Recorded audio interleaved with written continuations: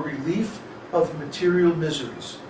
So if you have material problems like some kind of disease or some kind of situation in your life that you need to resolve, chant Vishnu Sahasranam every day and resolve it. Especially if you follow the directions. To rise early before dawn, take bath, then do achaman and tilak and all that, and nyasa, breathing to stabilize the mind, and then chant Vishnu Sahasranam very nicely, then it's very easy to get the material benefits that you need to do your spiritual service. This is not a bad thing, but of course, like anything, it can be misused. So my counsel is to, yes, to take advantage of these Vedic facilities to get the material things that we need to support our spiritual service. But don't get hung up on them. Don't get attached to them. That's the key. Always remain a little detached, a little neutral. Realize that this is coming from Krishna. So if Krishna wants, he can take it anytime he wants. It actually belongs to Krishna. It's Krishna's property. It's not my property. So if Krishna gives something, then he's giving it because he thinks it's going to benefit me. And when it's time, he's going to take it away too. So I can't be attached. I can't be hung up on this. I have to be willing to give it up at any moment. If it gets in the way of my spiritual advancement, then it's time for it to go. And we have to be willing to walk away. I was talking about this last night, about achieving our long-term goals and our dreams. That we have to be willing to give up the security of the known, and we have to be willing to walk away into the unknown. Otherwise, how are things going to change? How are things going to advance? Especially if we're suffering. Especially if our situation is uncomfortable. If we know there's a problem already. How is it going to change if we remain attached to the status quo? It can't change because we're resisting the change.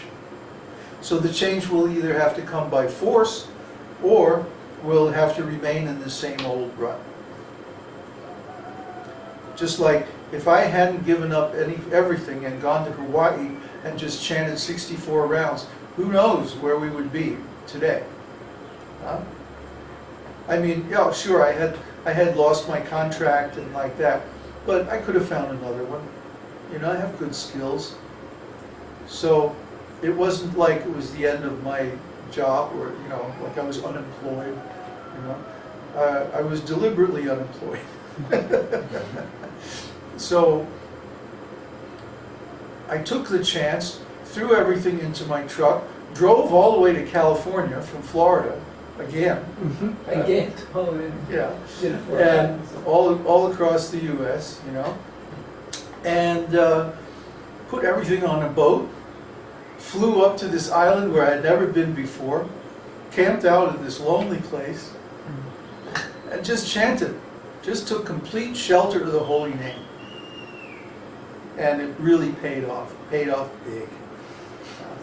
If I hadn't taken that gamble, then who knows what would have happened?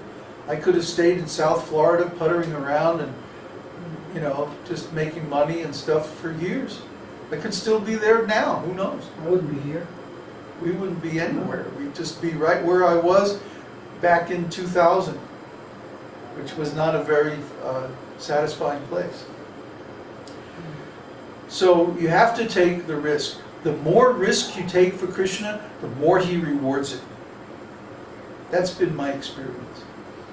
Like I gave up everything and went to the West Coast in 1967. And the result was I met the devotees and met Prabhupada. Like I gave up everything in 1975 and went to India. With no money. No guarantees, no security, no nothing. And I got to serve Srila Prabhupada. And I got to know his sister. So many good things came out of that. Every time I've taken a big risk for the sake of Krishna, then really good things, really wonderful things have come out of it. Huh? Just like Connor came here and Florian, all the way from Europe, huh? To live with some madman in the jungle. With no travel insurance. No insurance. And no school degree. No insurance and no degree. Oh my God. What do you do? Poor baby. So, is it working out okay so far? Oh yeah. Oh yeah. Oh yeah. Everybody's happy. So, just see, Krishna protects his devotees. And that's the mood of that form of Lord Nrsimha. So, we're going to keep our little lion around for a long time. Urva asked, what is Nyas? What is who? Nyas. Oh yeah, the nasal breathing Nasal exercise. practice. Is it from pranayama? Oh, yeah, it's pranayama. Oh, okay. After you do your tilak and achaman, then it's called nyasa, N-Y-A-S-A, Oh, I spelled it right. nyasa, with two long A's. Huh? Too long or one with a... Two long A's. Nyasa. Is it spelled with too long, I guess, or is it with the... How do you call it? The line. Macron. Macron. Macron. Is that what's called macron? Yeah. Wow. Definitions. We call it in Irish, we call it a fada. A who? A fada. A fada? Yeah, we put a stroke over the A, it goes ah. Yeah. A fada. Long A. Yeah. Yeah. What is it? Macron. A macron. Yeah. A macron is the long mark. Mm. So it's called nyasa. And the way you perform nyasa is you have these three fingers.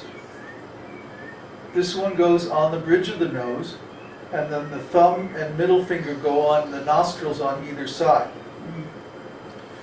And so you use the finger to close one nostril and breathe in, then close the other nostril and breathe out. Then breathe in again, then reverse, and breathe out. Huh? Everybody's trying it. All over the world, so. What are you doing to your nose? Okay, so I'll go over that again.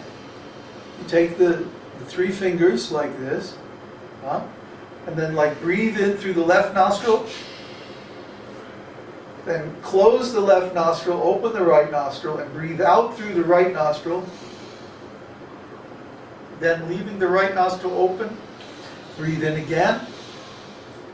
Then close the right nostril, open the left nostril, breathe out, and so on. How many goes? So it feels good. What you're doing is you're harmonizing or matching the flow of energy in the left and right spinal channels. The Ida and Pingala. So that the two hemispheres of the brain are in balance, left and right brains. Because sometimes in the morning when you wake up, one side here does not work. It's like, Yeah, you got it's really hard. morning face. Yeah.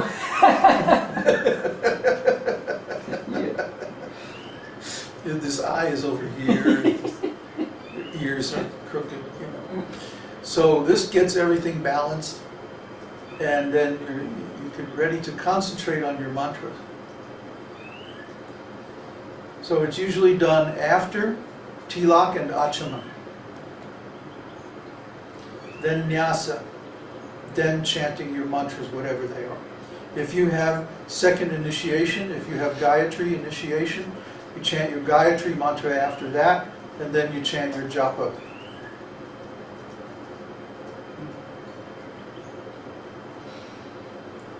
Any other questions? Well, they want to know how much time exactly. Oh, come on. It's until you feel balanced, until you feel wide awake and mentally balanced. Exactly when is that, Babaji? But how do you know when you feel balanced? Oh, you. Stand up and spin around. How do you know when you're satisfied after you eat a full meal? You just know. It has to knock on the stomach. Yeah, right. Oh, the tone's not quite right. Give me another More. quesadilla. Ah, there we go.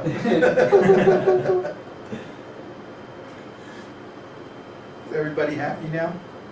I guess so, they're laughing. Good. Good. Laughing. Leave them laughing, huh? Yeah.